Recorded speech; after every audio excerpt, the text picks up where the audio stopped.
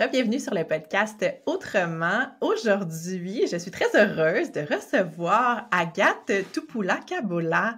Bonjour Agathe. Bonjour Marianne. Je suis très contente de te recevoir aujourd'hui. Je t'ai contactée justement parce que, tu sais, j'aime ça parler d'un peu des parcours différents ou de toutes les possibilités qu'on peut avoir en tant que professionnel. Et tu es une personne qui m'est venue très rapidement en tête, justement parce que tu as fait beaucoup de choses, t'as un parcours qui est un peu différent, puis c'est de ça un peu qu'on va parler aujourd'hui, de où t'en es, de où t'es parti, puis pour montrer aux gens c'est quoi un peu les possibilités. Donc. Super, bien merci beaucoup pour l'invitation. Ça me fait plaisir d'être là. Ça me fait plaisir. Fait en fait, on va peut-être revenir un petit peu en arrière pour voir un peu d'où tu viens, où est-ce que tu es rendu maintenant, entre autres. Mais là, je peux te dire tout de suite, là, mais maintenant, on te connaît, entre autres, comme chroniqueuse dans les médias. Donc, tu es quand même présente beaucoup dans les médias. Tu fais aussi autre chose, on pourra en parler.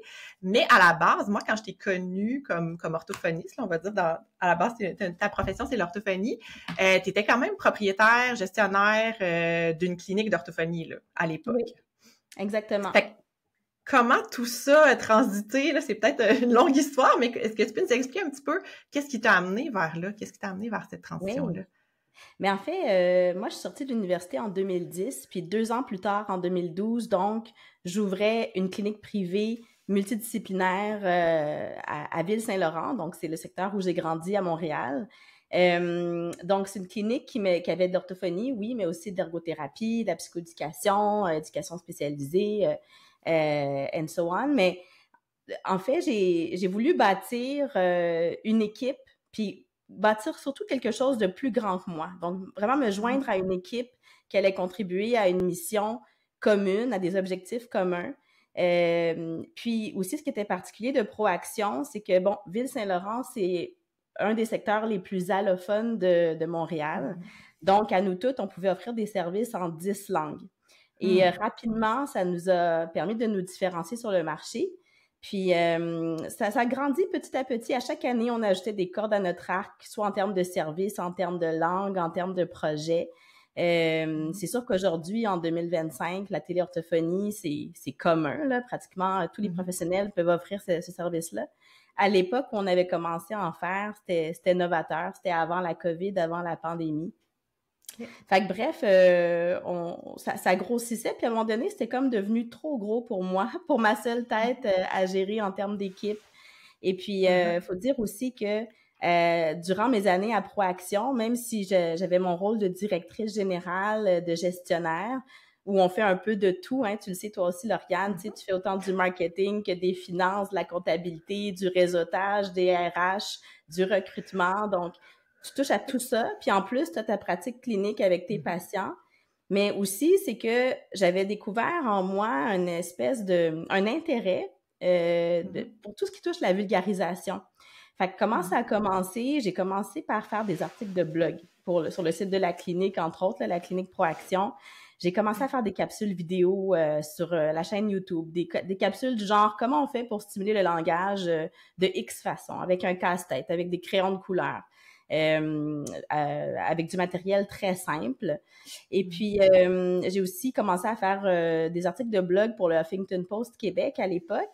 Puis, en fait, j'avais quand même une présence en ligne sous cette forme-là, ce qui fait en sorte qu'en 2014, il y a une recherchiste pour une émission qui s'appelait Libre Service à l'époque sur Ma TV Montréal, chaîne défunte aujourd'hui, qui n'existait plus. Mais bref, elle me demandait si je voulais participer à une émission de télé pour informer les gens au sujet des troubles de langage. Donc ça, c'était une émission de style magazine de service. C'était animé par Marc-André Coallier, puis ça jouait du lundi au jeudi à l'époque. Puis bref, durant la semaine, il voulait aborder une thématique en lien avec le langage. Moi, je trouvais ça génial parce que je voyais bien que dans les médias, c'était extrêmement rare qu'on parle d'orthophonie ou de tout ce qui concerne notre expertise. Puis donc, j'ai accepté l'invitation, même si j'avais pas d'expérience en chronique télé ou autre, là. J'avais passé au Zigoto quand j'avais 8 ou 9 ans, là, une émission à Canal Famille à l'époque, mais c'était ma seule expérience en télé. Alors, j'y suis allée, puis là, je te dirais, j'ai vraiment eu un coup de cœur. J'ai vraiment eu la piqûre, là, l'espèce de quand tu rentres sur un plateau télé, l'énergie qui anime ça, le monde qui est là, ça va vite, c'est très visuel, t'as tellement de choses dans ta tête, mais t'as à peine le temps de tout dire que déjà l'entrevue est terminée, on rap, et puis et là je me suis dit waouh, quelle belle opportunité d'informer les gens puis d'informer d'autres publics qui nous connaissent pas.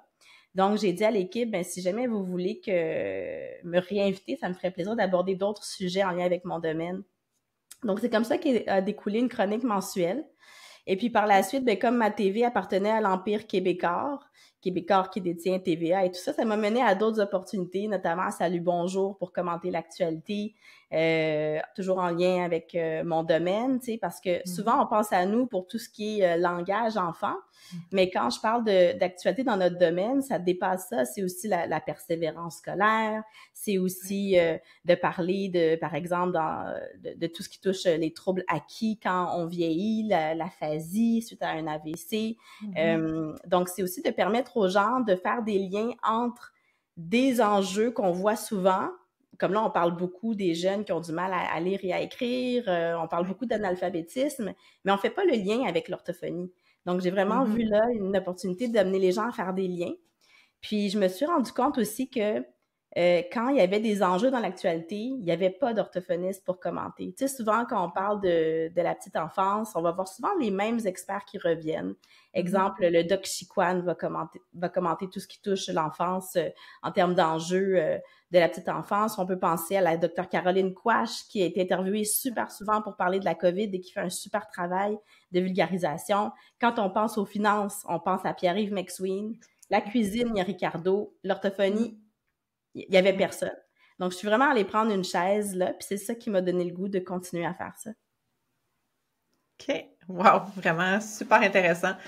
Vraiment intéressant. Puis, c'est ça, aujourd'hui, maintenant, tu parles, ben c'est ça, tu es quand même sur différentes plateformes. Tu parles justement de plein de sujets.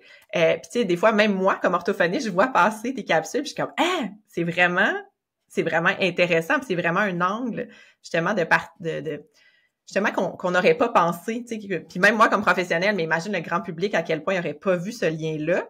Est-ce que ça vient de toi ou c'est les gens qui t'amènent des sujets? Comment ça marche? Je suis comme curieuse. Une belle question. Ben là, en ce moment, tu vois, je suis chroniqueuse à moteur de recherche depuis 7 ans. Donc ça, c'est une émission qui joue à Radio-Canada sur Ici Première, là, du lundi au vendredi à 7h. Puis on peut le rattraper là, sur audio en différé à n'importe quel moment. Puis c'est une émission qui est bâtie à partir des questions du grand public. Donc c'est vraiment les gens, monsieur, madame, tout le monde, qui construisent l'émission à partir de leurs questions. Alors n'importe qui, et quand je dis n'importe qui, là, c'est autant les adultes que les jeunes, parce qu'il y a quand même beaucoup de jeunes qui nous écoutent. À la base, c'est pas une émission qui avait été conçue pour les enfants, mais on s'est rendu compte à la longue que beaucoup d'enfants, même au primaire, nous écoutaient et nous envoyaient des questions. Donc ça fait toujours plaisir. Oui. Et bref, il y a beaucoup de questions qui viennent du public, donc qui me sont relayées parce que ça touche à la communication. Donc, comment ça marche? C'est qu'on est à peu près une 50aine de collaborateurs. Puis, on a tous et toutes notre expertise. Il y a des gens en santé, en consommation, en technologie, en environnement. Donc, dès que ça touche la communication, les recherchistes de l'équipe me relaient les questions. Puis, je te dirais qu'il y a des questions qui sont plus communes, là, du genre, on m'a déjà demandé c'est quoi les différents types de paraphasie après un AVC, puis comment ça peut se manifester. Fait que c'est des choses qu'on voit à l'école. Mais il y a des questions vraiment pas piquées des verres, du genre, ce serait quoi la meilleure langue terrestre pour communiquer avec un potentiel extraterrestre? Ou bien, comment on fait pour chanter du death metal sans se ruiner la gorge? Des questions aussi du genre, pourquoi là, de nos jours, il y a de plus en plus de monde qui ont des broches? Je sais pas toi, mais moi, à l'université, jamais on m'a parlé de ça de manière explicite. Mais pour chacune des questions que je viens de t'énumérer, il y a plein de beaux liens qu'on peut faire avec notre profession. Tu sais, si je reviens à la thématique des extraterrestres, puis moi-même, j'apprends énormément en faisant de la recherche là, pour répondre à ces questions-là. J'ai découvert un champ d'études sérieux, universitaire, qui a émergé dans les 30 dernières années, notamment dans une université aux États-Unis, dans l'État de l'Ohio, où on se penche sur la xénolinguistique. Donc, c'est une manière d'analyser justement différentes formes de langage humain, puis ça permet de comprendre aussi que le langage, ça se limite pas à parler avec des mots, tu sais, qu'il y a aussi tout ce qui est le langage non verbal, et puis ça permet aussi de constater à quel point c'est vraiment des enjeux complexes, puis que souvent, quand on parle de la facilité à apprendre une langue, on se met du point de vue d'un anglophone, alors que c'est impossible de classer les langues de la plus facile à la plus difficile, parce qu'on n'a pas tous les mêmes repères, on n'a pas tous la même langue maternelle, et puis chaque langue a ses particularités, donc ça permet vraiment d'ouvrir ses horizons, puis sa sensibilité communicative aussi.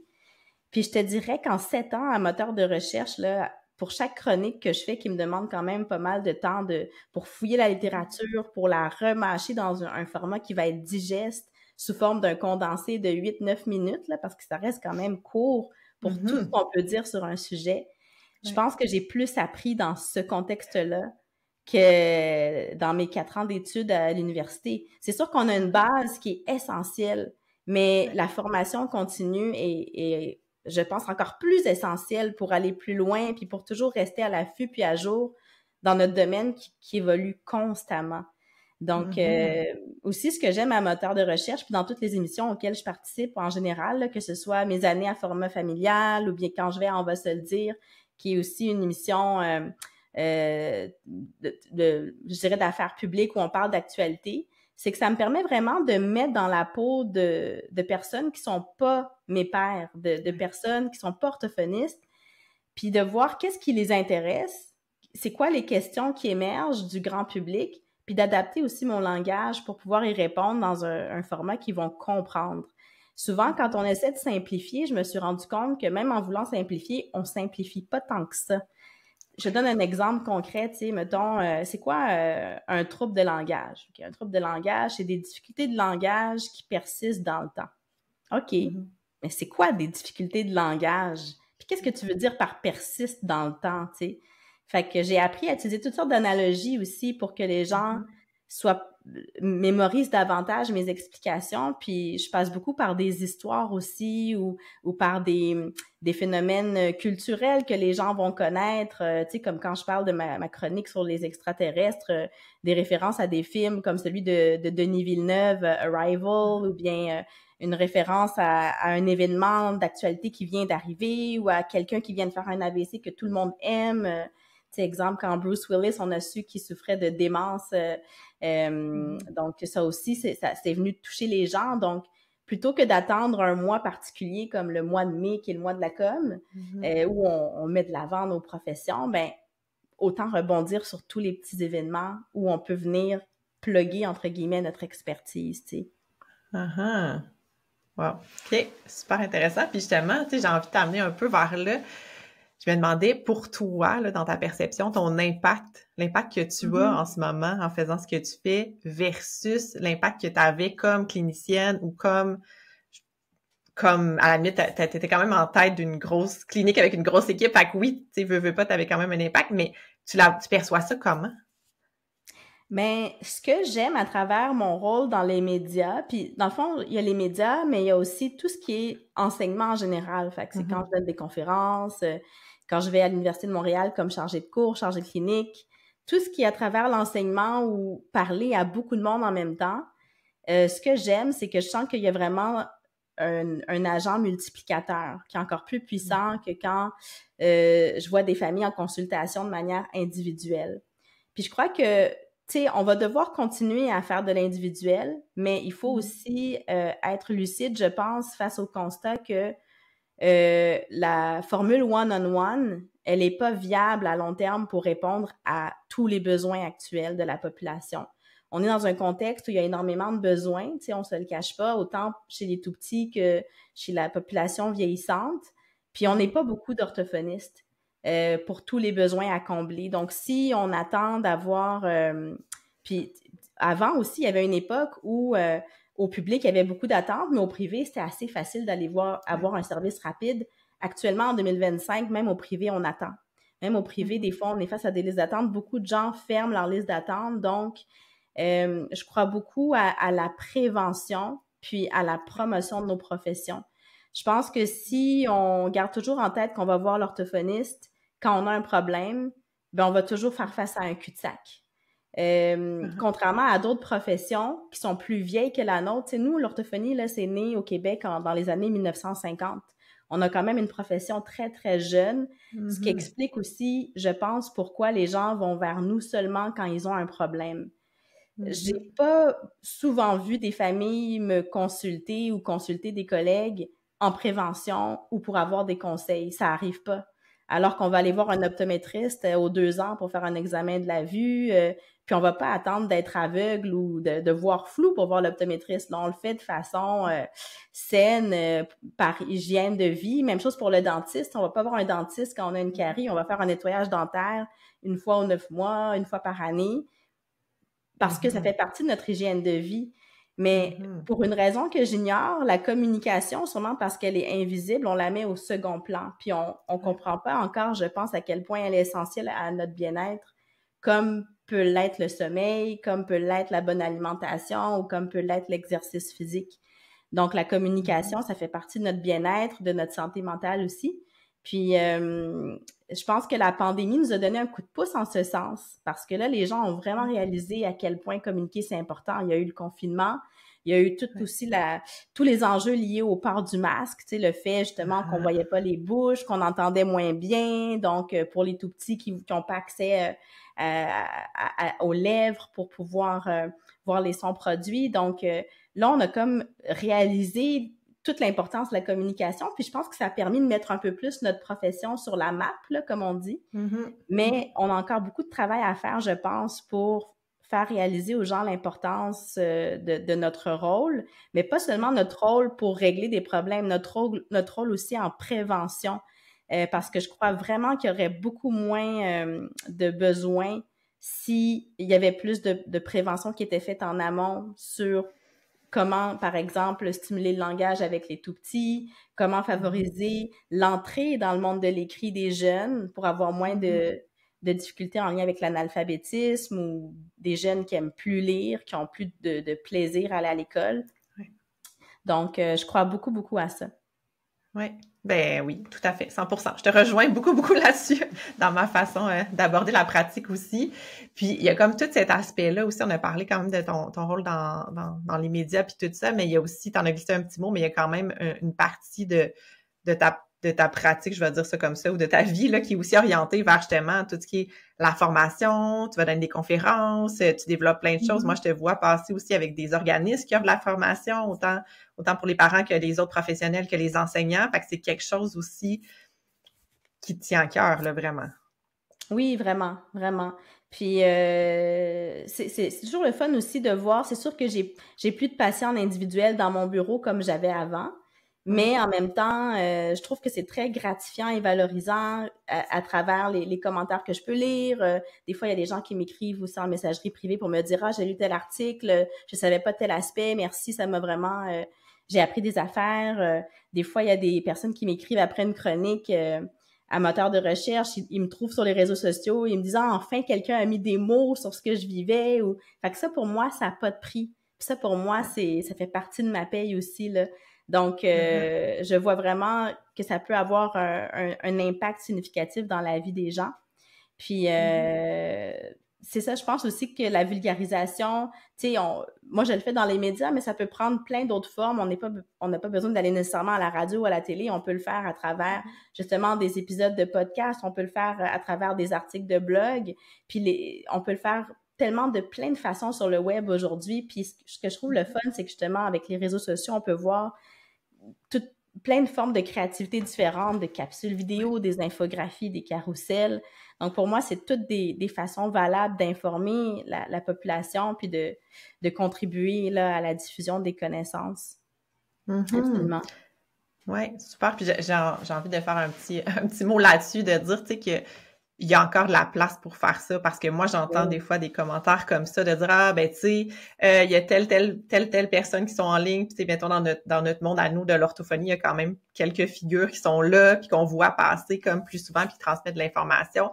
Puis, tu sais, moi, ce que je dis toujours aux gens, c'est, il y a toujours de la place quand même, il y a toujours de la place pour le faire de ta façon, avec tes mots à toi. Tu parlais d'analogie, avec ton analogie à toi, qui va peut-être parler plus à un parent, une enseignante, que celle que ta collègue a utilisée.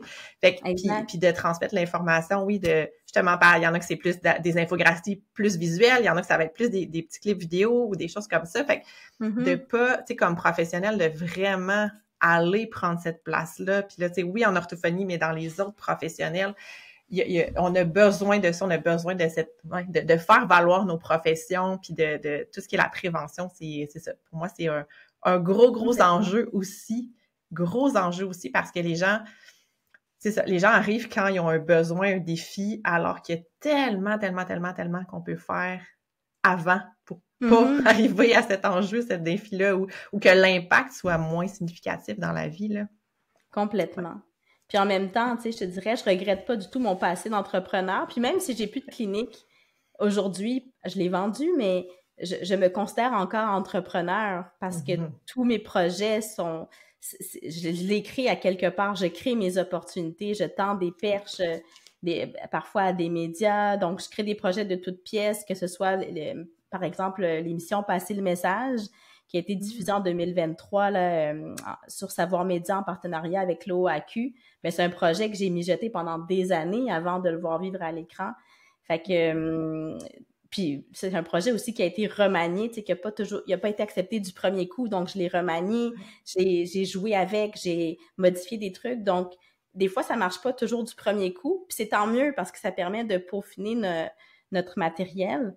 Puis en même temps, je pense que honnêtement, je pourrais pas être rendue là où je suis si c'était pas de Proaction, parce que c'est ma clinique qui m'a donné une certaine discipline de travail, qui m'a enseigné plein de choses sur le fait de, bon, par exemple, pouvoir se vendre nos services, monter une équipe. J'ai été acquérir des compétences à travers mon parcours d'entrepreneur avec Proaction qui me servent encore aujourd'hui. Tout le réseau que j'ai bâti aussi m'est encore utile aujourd'hui. Donc, puis en même temps, je pense que c'est vraiment à Proaction où j'ai senti et où j'ai reçu toutes les questions du public, celles qui revenaient le plus souvent, là, puis c'est ça qui m'a inspirée aussi à écrire mon premier livre avec Sainte-Justine sur le bilinguisme. C'est toutes les questions que les parents d'enfants allophones me posaient par rapport à la transmission des langues, comment on s'y prend à la maison pour transmettre plusieurs langues à ses enfants. Donc, tu sais, aussi, je vous dirais, si vous vous posez une question, mais qu'est-ce que je pourrais diffuser comme connaissance? Bien, basez-vous sur les questions qu'on vous pose le plus souvent. Souvent, ça nous permet de mijoter des projets qui peuvent prendre plein de formes pour pouvoir diffuser des connaissances. Oui, super. J'ai envie, tu sais, te parler un petit peu de ton projet sur Savoir Média, mais ça venait de toi, là. C'était ton idée, ton concept? Est-ce que tu veux nous parler de ça un peu? Oui. Ben en fait, c'est un concept auquel j'ai pensé. Et puis, ce que je voulais justement à travers cette série-là, c'est vraiment de mettre à l'avant nos professions, l'orthophoniste, le biologiste. Puis, donc, j'ai pensé décortiquer ça en épisodes, j'ai bâti une structure, des idées pour chaque épisode. C'est sûr que j'ai dû le revoir parce que ça n'a pas été accepté du premier coup. Il faut dire aussi que le monde des médias, puis tout le monde le sait, je pense, là, ça devient de plus en plus difficile de percer parce que, en fait, il y a tout ce qui est sur le web maintenant, donc la radio, ça reste un média très, très populaire, malgré tout, ce qui est le fun. Mais la télé, bon, il y a des baisses de codes d'écoute qui se font. Il y a l'enjeu des publicités. Donc, il faut vraiment pouvoir, en bref, là, se démarquer pour qu'un projet télé soit accepté. Il faut vraiment qu'il se démarque. Et c'est de savoir aussi, ben, en quoi ça vient répondre à un besoin du public. Donc, ce que j'ai fait, bref, c'est que j'ai travaillé mon projet, je l'ai soumis à différents producteurs. Après ça, un producteur le soumet à un diffuseur. Donc, il y a beaucoup d'étapes avant que ça puisse arriver. Mais à partir du moment où j'ai eu la chance d'embarquer avec Pamplemousse Média, donc c'est la boîte qui a produit la série, puis c'est aussi une boîte que j'affectionne particulièrement parce qu'ils ont produit beaucoup d'émissions sur lesquelles j'ai pu collaborer, comme On va se le dire, puis Des familles comme les autres. Donc, non, c'est ça, je suis vraiment contente. Et puis, c'est aussi un projet dans lequel j'ai beaucoup appris, puis qui m'a donné des idées pour faire d'autres projets par la suite. Donc, mais je te dirais, entre le moment où j'y ai pensé puis le moment où ça a vécu à l'écran, il s'est facilement écoulé un bon 5 ans facile, là. Fait que, ouais, ça demande d'être patient. D'être patient, d'y croire, toute la persévérance, oui, vraiment, d'être convaincu. Puis de pas s'arrêter à un nom aussi, là. Ouais. Vraiment. Wow, super intéressant. OK, super. Fait qu'on a parlé de plein de choses. Là, tu t'as dit aussi ça. Je savais, mais on a glissé un peu. Fait que tu as aussi fait des livres. Fait que tes livres sont encore avec Sainte-Justine. Tu as fait un livre, tu as fait plus qu'un livre. Oui, j'ai un livre en 2016 sur le bilinguisme. Le bilinguisme, un atout dans son jeu. Ça, c'est mon premier livre. Après ça, j'en ai sorti un autre en 2018 sur le bégaiement. Je bégais, laissez-moi parler, toujours avec Sainte-Justine. J'ai aussi écrit un chapitre de livre dans un collectif littéraire. Donc, c'est pas un livre que j'ai écrit entièrement, mais j'ai écrit un chapitre. C'est Ma résilience en affaires. Donc, ça, c'est un livre qui sort de l'orthophonie, qui parle d'entrepreneuriat, mais dans lequel je raconte qu'est-ce qui m'a amené à vouloir vendre mon entreprise après 6 ans en affaires. Puis, en fait, cette année, donc, je peux vous l'annoncer en primeur, mon premier livre va être réédité. Donc, ça devrait paraître au mois de mai, là, donc avec Sainte-Justine. Ça va être une deuxième édition qui va être revue et augmentée, mise à jour avec toutes les dernières données scientifiques dans le domaine du bilinguisme. Puis j'ai un autre livre qui sort, celui-ci, ça va être en mars, mais avec les éditions Cardinal. Je peux pas vous dire le titre tout de suite parce que je dois me coordonner avec ma maison d'édition. Mais ce que je peux dire, c'est que c'est un livre dans lequel j'ai mis beaucoup, beaucoup de travail, j'ai mis tout mon cœur, puis c'est vraiment le fruit, je te dirais, Lauriane, de mon travail de vulgarisation des dernières années dans les médias. Fait que ça va être, oui, de la vulgarisation, mais ça va être très ludique. Puis ça sort le 18 mars avec les éditions Cardinal. C'est vraiment fun. Ouais. Moi, j'aime ça. J'aime ça voir passer tout ce que tu fais. Je trouve ça génial. Super, parfait. Donc, Agathe, où est-ce qu'on peut te retrouver? Là, oui, on a parlé de tes livres. On te voit à la télé ou sur les différents médias. Oui. Mais où est-ce qu'on peut te retrouver, avoir des informations sur toi? Ben, on peut voir mon site web, dans le fond, kabola.ca.